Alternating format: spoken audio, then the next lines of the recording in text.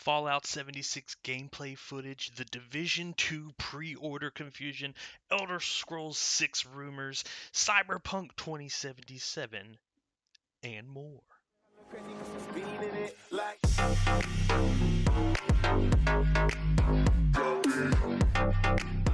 What's going on, everybody? It's Scotty P with Scotty P Gaming, and today I'm bringing you vlog number 2.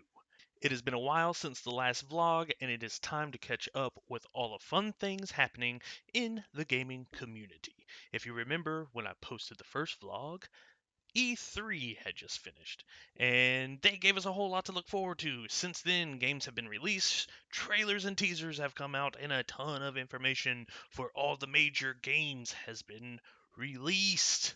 Today we're going to jump into some things that I am excited about, and maybe even some things that I'm not super excited about. First of all, Fallout 76 gameplay footage has been released. They had an event recently where Bethesda took a bunch of media outlets kind of things like YouTubers, streamers, all sorts of people, and took them to West Virginia to the Greenbrier Hotel, which is in the game itself. They were able to do some interviews, I believe, with a bunch of the devs, and got to play 3 hours of Fallout 76. 3 whole hours they got to play. And all that has been released as of this recording, which is October the 8th, 2018. Yeah, it's been a crazy long day of watching a lot of footage. Hundreds of hours of footage has been released today. Um, because at 10 o'clock this morning, they were able to get the all clear to post everything that they did during that weekend event, and it is awesome. So we finally got some cool gameplay footage. So definitely keep your eyes out if you were looking for gameplay footage. Most of the people who are posting things will kind of talk over and kind of explain some of the things that the devs were explaining while they were playing, how PvP works, all sorts of little details. They've answered a handful of our questions as the gaming community gets ever closer to release. But there are still plenty more questions to be had about how this game is going to move forward and adapt with what the fans really love. Get out there, look for some of this content. So, with that being said, just keep an eye out. Gameplay footage is going to be out there as of today. Super excited. Moving right along, the Division 2. What is Ubisoft doing with the Division 2 pre-orders? Typically, if you are new to gaming or just don't know how the gaming thing works and you just stumbled upon this video to see what I have to talk about, usually how it works is you have like a standard edition, which is just the game itself, usually $60. That's kind of just the generic standard US pricing range thing. So $60 will get you a game. With that, typically you might have one or two more tiers higher where it'd be like $80, you get something, you get the game plus something in game, and then maybe like $120 for a high tier thing. You get all the other stuff that were in all the other tiers, plus maybe like a figure, like a physical thing. And that's just kind of the standard kind of thing. Nothing too crazy. Ubisoft is pumping out 6 different pre-order options. Um, for at least us here in the US. I don't know if it's any different in any other countries. I didn't really look that hard into it. But yeah, let me go over a few of these, or all of them actually. For obviously $60, the basic edition, which is just the game. Then after that, you jump immediately to $100 for the gold edition, and then if you want the steelbook with the gold edition, it's $110. So they're separating it out where it's not like a tier 2 thing normally where it's like, hey, here's a little extra thing and you get the steelbook for it. Because I don't know anybody who actually cares about the steelbook. I mean, I know there's people out there that do, but like my circle of friends, the people that I know that game, that's never really been a thing. It's definitely not a selling point for anyone I know. So it's kind of weird that they've separated it out so you get the gold edition plus the gold edition with a steelbook. Um, Then you have the Ultimate Edition for $120, and then moving up to $190, you get the Dark Zone Definitive Collector's Edition, which to me personally has the best physical figure of the two. But I don't know. It's just weird that it's $190. That's a lot to spend on a game for not that much in-game content. At least for me, like it's cool to have everything, and I'm kind of a completionist in that sense of I want to have everything, especially the collectibles.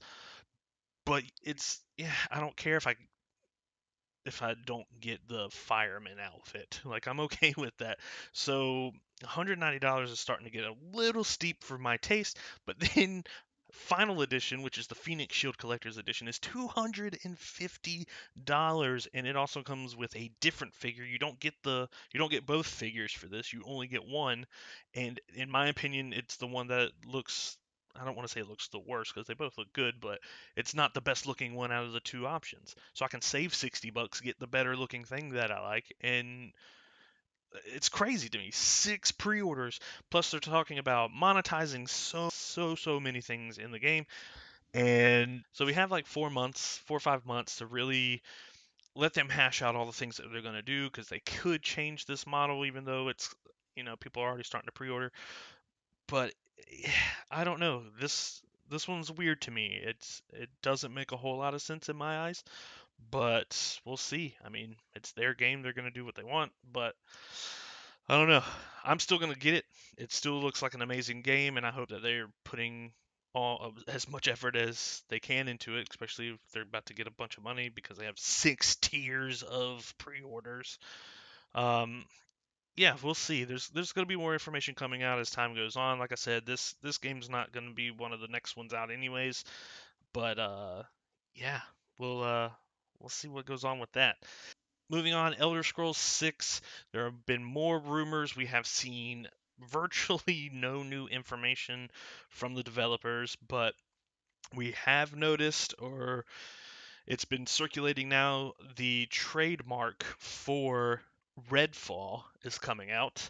Um, and so there's a lot of speculation that that's going to be what the Elder Scrolls 6 is going to be called. It's going to be Elder Scrolls 6 Redfall. Um, a lot of rumors have been floating around, a lot of theories have been thrown out there that are pretty interesting and pretty, legit sounding, but we'll see. This game, I we're not gonna see this game for another few years, so there's plenty of time for them to release little snippets, and I'm okay with waiting because it's so far out. I don't want to keep hearing about it and then keep realizing how far away it is. There are a few rumors. Some of them are worth listening to because they sound pretty good and fun. And if they go that way, um, there's a lot of smart gamers out there, and a lot of times we figure out things as a community fairly quickly, especially with the way that technology is these days. So we'll see. We'll see what happens with Elder Scrolls 6, possibly entitled Redfall. Then Cyberpunk 2077 looks like a game that I probably will get. It's done by CD Projekt, which is a Polish company, and they're doing some good things. They're the people who brought us The Witcher 3 Wild Hunt, and still a game that my friend shit on me about because I bought the only like legendary edition version of the game pre-order. I was the only person at my GameStop that did it, and I have played maybe an hour worth of the game, and it's so embarrassing and so sad. And I keep telling myself that I'm eventually going to play it, but more and more things keep coming out at a faster rate that I want to play, especially now that I've hopped onto PC and has opened up a whole nother world of games for me. So eventually, one day, I will do it. I will play The Witcher 3 because I know it looks awesome. I know most of the spoilers anyways because it's been out for so long, but I'm really excited about their work on Cyberpunk 2077. At first, I didn't think that I would be interested in it. That's kind of not my thing. I'm not cyberpunky stuff. Any type of punky stuff, I guess, is not really my thing, but the gameplay release that they did about it was like an hour long of them playing the game. It looked pretty damn good. I have to admit, I got to give them a lot of credit because that that's probably a game I will be picking up and kind of excited for. So yeah, Cyberpunk 2077. There are a few little documentary things that I want to mention that are on YouTube um, by a channel called No Clip. In no way am I affiliated with them. I'm not even a blip on their spectrum because I am a small YouTuber. But I just wanted to clarify this is not any way a sponsor type thing where I have to promote these guys. This is just something that I've stumbled upon and I think it looks really cool.